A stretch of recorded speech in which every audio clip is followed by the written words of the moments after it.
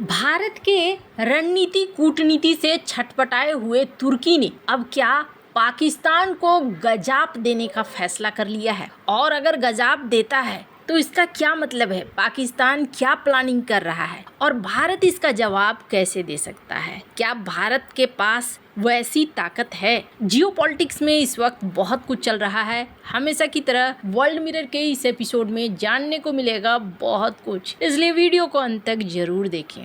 सियाने लोग ये सोचते हैं कि दुनिया की आधी बुद्धि तो मेरे ही पास है और आधी में पूरी दुनिया है, मतलब आधी में थोड़ा थोड़ा सबको मिला है। तुर्की के साथ सीन कुछ ऐसा ही है। ये देश अगर ऑटोमन साम्राज्य की महत्वाकांक्षा को नहीं पालता तो बहुत अच्छा था। भारत और तुर्की के बीच में बहुत अच्छे संबंध थे, सांस्कृतिक संबंध, व्यापारिक संबंध, अर्दोगन और पीएम मोदी के बीच में भी अच्छे तालमेल थे। लेकिन क्या इजराइल तुर्की के पास द्वीपों को खरीदना चाह रहा है? और ये बात मैं नहीं कह रही हूँ, बल्कि ये बात निकल कर आ रही है साइप्रस मेल से। हालांकि ग्रीस ने कहा है कि नहीं, इजराइल का कोई ऐसा प्लान नहीं है एशियन आइलैंड को लीज पर लेने का या खरीदने का। लेकिन ये अगर सिर्फ खबर भी है तो भी ये तुर्की के लिए सबसे बड़ी टेंशन है। तुर्की इस बात को बहुत अच्छे से समझता है कि इजराइल उसकी घेराबंदी कर रहा है। अभी अगर आपने तुर्की को बहुत एक्टिव देखा है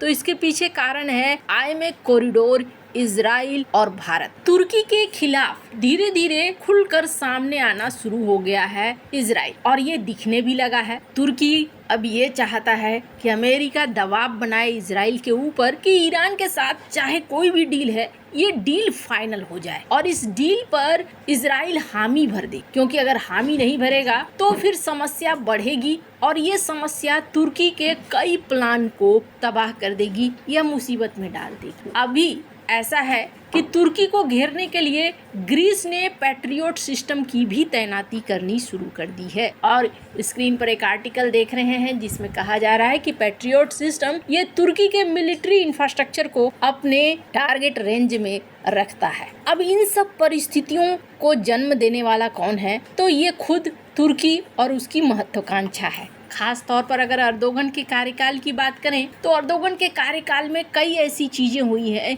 जिन चीजों को लेकर कहा जाता है कि इसकी वजह से तुर्की के साथ तुर्की के टेंशन और ज्यादा बढ़े हैं। पर अभी एक और प्लान चल रहा है। ऑपरेशन सिंदूर में क्या किया था भारत ने ऑपरेशन सिंदूर में वो किया था जो पाकिस्तान ने सोचा नहीं था, और शायद इस तरह की रणनीति उसने कभी नहीं बनाई थी। ऑपरेशन सिंदूर में जब दूसरे दिन भारत को पूरी छूट मिल गई तो भारत ने तबाह करने शुरू कर दिए उसके एयरबेस को, और जब एयरबेस ही तबाह हो गया तो फिर उड़ने के लिए कोई काम नहीं आया, सब धरे के धरे रह गए। ये एक ऐसी रणनीति थी जिस रणनीति ने बहुत जल्दी बुरी तरीके से पाकिस्तान की तैयारियों को तोड़ कर रख दिया और फिर सीज फायर की नौबत आ गई। लेकिन हर युद्ध कुछ सिखाता है। ईरान के साथ भी अमेरिका के पिछले युद्ध ने ईरान को सिखाया और यही चीज पाकिस्तान भी समझ रहा है। इस एक्शन के बाद पाकिस्तान अपनी रणनीति को कुछ बदल रहा है और उस रणनीति में पाकिस्तान सोच रहा है कि क्यों ना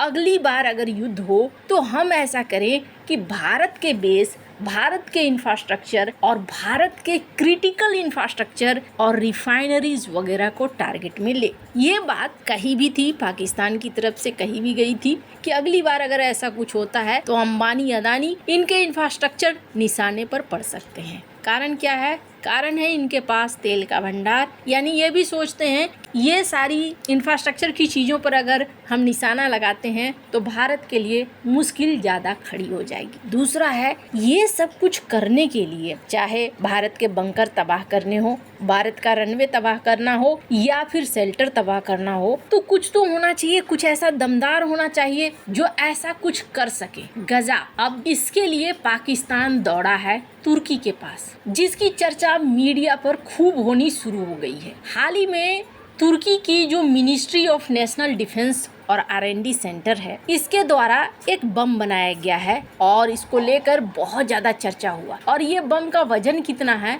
इस बम का वजन है करीब 970 kg, 2000 पाउंड का है और ये एक थर्मोबैरिक फ्रेगमेंटेशन तकनीक वाला बम है, यानी विस्फोट पर ऑक्सीजन का इस्तेमाल करता है, बहुत तेज प्रेशर बनाता है, करीब 10,000 पहले से बने मेटल के छोटे छोटे टुकड़े को बिखेर देता है, 300 मीटर से ज्यादा जगह पर अपना असर छोड़ता है, bunker, hangar, semi hardened target, aircraft shelter, fuel depot को भारी नुकसान पहुंचाता है, तापमान 3000 डिग्री सेल्सियस तक पहुंचा सकता है, जो स्टील और कंक्रीट को पिघला सकता है। मूल रूप से एक एरियल बम है, जैसे कि MK-84 फैमिली का, जो F-16 जैसे फाइटर जेट से गिराया जा सकता है। साल 2025 में IDEF के डिफेंस एग्जीबिशन में पहली बार इसे पेश किया गया। पाकिस्तान चाहता है कि ये बम उसे दिया जाए और इसे वो ग्राउंड टू ग्राउंड बैलिस्टिक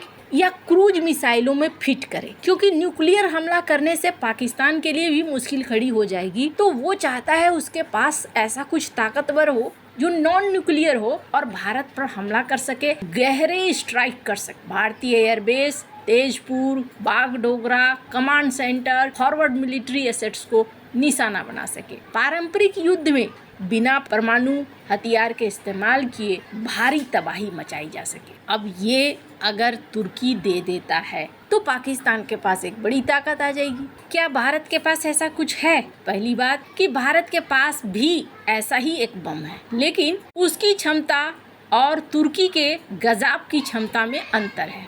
साल 2018 में भारत ने बनाया और अभी इसका बहुत बड़ा प्रोडक्शन ऑर्डर दिया गया है। 500 यूनिट तक साल 2023 में ऑर्डर मिल चुका था कि 500 यूनिट बनाने हैं। सबसे बड़ी बात क्या है, वैसे गजाब की तुलना में ये एक तो आधे हैं। गजाब 970 kg का है, जबकि भारत का 450 से 500 के आसपास। भारत के पास जो बम है उसे लेकर कहा जा रहा है कि ये 1600 डिग्री सेल्सियस से ज्यादा समय तक 400 मिलीसेकंड से अधिक थर्मल इफेक्ट डाल सकता है। तो क्या पाकिस्तान को बड़ी ताकत मिल जाएगी? नहीं, बम होना ही काफी नहीं होता है। बम को दागना तो सिर्फ बम होने से नहीं, बल्कि डीप स्ट्राइक करने की क्षमता होनी चाहिए। और सबसे बड़ी बात, भारत ने काफी सारे मिसाइल डिफेंस सिस्टम अभी खरीदे भी हैं और नए के ऑर्डर भी दे रहा है भारत। इसके अलावा भारत के पास ब्रह्मोस, स्कैल्प, प्रलय, लॉन्ग रेंज